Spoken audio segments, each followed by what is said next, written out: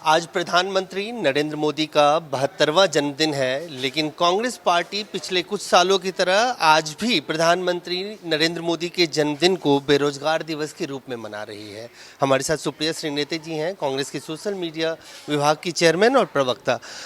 सुप्रिया जी, अमूमन तो ऐसा होता नहीं कि देश के प्रधानमंत्री का जन्मदिन हो और उस दिन को कांग्रेस पार्टी अनएम्प्लॉयमेंट डे के रूप में सेलिब्रेट। मैं सबसे पहले तो प्रधानमंत्री जी को उनके जन्मदिन पर शुभकामनाएं देती हूं और ईश्वर से प्रार्थना करती हूं कि वो स्वस्थ और दीर्घायु हों।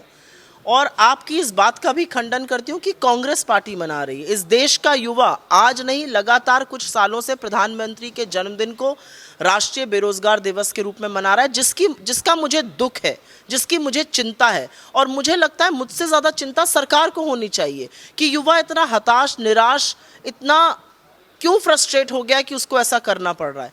और इसका कारण सिर्फ एक है, बेरोजगारी इतनी भयावह समस्या है कि आज 60% लोगों ने या तो नौकरी, जो कामकाजी उम्र में है, या तो नौकरी कर नहीं रहे हैं या नौकरी ढूंढना बंद कर दिया है। 20 से 24 वर्ष की उम्र के 42% बच्चे बेरोजगार हैं और उनको आप 4 साल का रोजगार का झुंझुना पकड़ा रहे हैं। मुझे ऐसा लगता है जब मोदी जी सत्ता में आए थे, उन्होंने 2 करोड़ सालाना रोजगार का वादा किया था। 16 करोड़ रोजगार तो बने नहीं, 7 लाख लोगों को करीब रोजगार मिला है।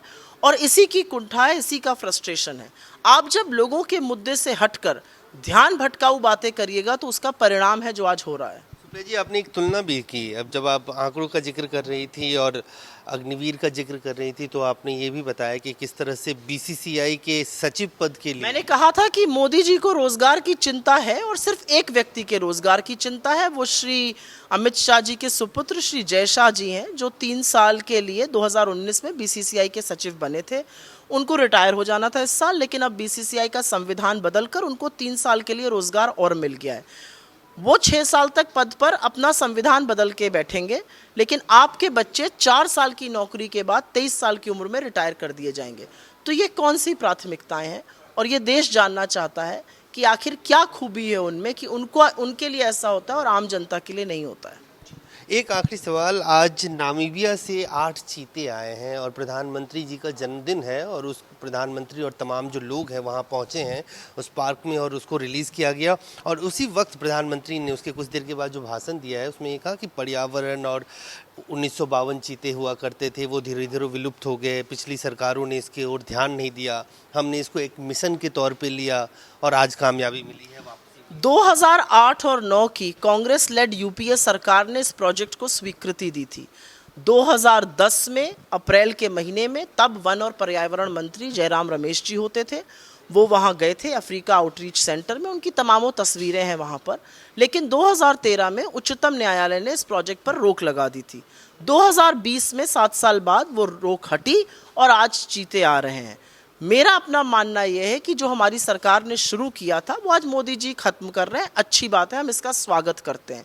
लेकिन मोदी जी ये भूल जाते हैं कि वो 2014 से सत्ता में आए। ये देश 1947 में आज़ाद हुआ था।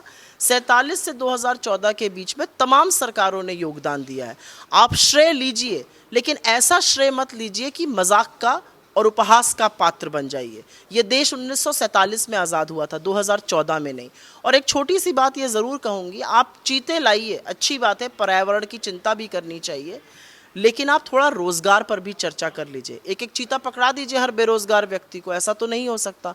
एक एक नौकरी ज़रूर पकड़ाने की कुवत रखती है सरकार। प्राथमिकता चीता नहीं, रोजगार हो। प्राथमिकता तो रोज़गार और महंगाई होनी चाहिए, लेकिन दोनों चीज़ें नहीं है, ये आप मुझसे बेहतर जानते हैं। तो सुप्रिया श्रीनेते, जिनका कहना है कि चीते को जरूर सेलिब्रेट कीजिए, पर्यावरण की चिंता भी जरूर कीजिए, लेकिन आज के दिन जो वादा प्रधानमंत्री नरेंद्र मोदी ने सत्ता में आते वक्त किया था उस तरफ भी ध्यान देना चाहिए, यानी रोजगार की तरफ भी ध्यान देना चाहिए। कैमरामैन फिरोज के साथ अजय झा, दैनिक सवेरा, दिल्ली।